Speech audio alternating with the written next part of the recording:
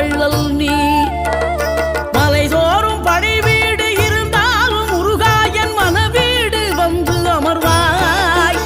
நீ மயிலேறி விளையாடி சுவையான தமிழ் பாடல் கனிவோடு தந்து அருள்வாய், கனிவோடு தந்து அருள்வாய். ஆறுபடை வீடும் அருள் வழங்கும் முருகா அருகே நீ ஓடோடிவா. மூவிரண்டு முகம் ஜொலிக்க 6 கரங்களுடன் ஆதர